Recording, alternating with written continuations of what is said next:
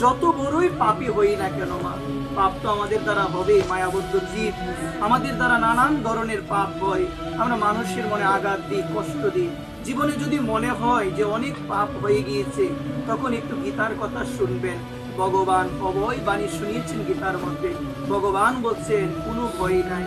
ভগবান কি বলছেন গো? কোনো ভয় নাই, এখনো সময় আছে। যদি একবার আমার চরণে আত্মসমর্পণ করো, জগতের কোনো মানুষ তোমাদের বাঁচাতে পারবে না, একমাত্র আমি তোমাদের বাঁচাতে। এমন কোন শাস্ত্র সীমা দিয়েছেন যে এত পাপ হলে ভগবান আর বাঁচাতে পারবে না? সীমা দিয়েছেন যে তোমার দ্বারা লক্ষ কোটি, শাস্ত্র কি বলেছেন যে তুমি কোটি পাপ করে নিয়েছো, তোমাকে ভগবানও বাঁচাতে পারবে না? সীমা দেই না মা, এমন কোনো সীমা দেই নাই।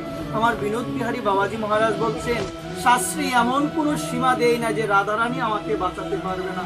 যদি আমার দ্বারা লক্ষ কোটি পাপও হয়ে যায়, জীবনের কোনো এক সময় এসে যদি বুঝতে পারি অমুকের মনে কষ্ট দিলাম, এত মিথ্যা কথা বললাম, এত খারাপ কাজ করলাম, হে গোবিন্দ তুমি আমায় ক্ষমা করো, এটা বুঝতে পেরে যখন গোবিন্দের চরণে দুই বাহু প্রসারিত করে মন থেকে যখন আত্মসমর্পণ করব, গোবিন্দ আমাদের অবশ্যই অবশ্যই সংসার রূপ সাগর থেকে উদ্ধার করবে।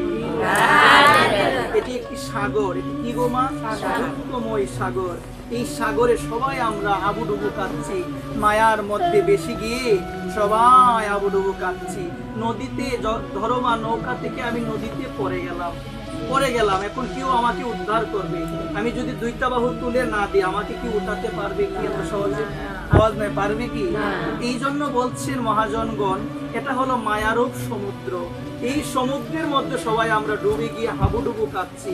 আমাদের সাধুগুরু বৈষ্ণব গুরুদেব আমাদের উদ্ধার তখনই করবে যখন দুইটা বাহু প্রসারিত করে তাদের একটা বাধা। আমাকে এই ত্রিতাপ জ্বালা থেকে, আমাকে এই দুঃখ থেকে হে গুরুদেব আপনি বাঁচান। আপনি যদি কৃপা না করেন, সংসারের কেউ আমাকে এই দুঃখরূপ সাগর থেকে বাঁচাতে পারবে?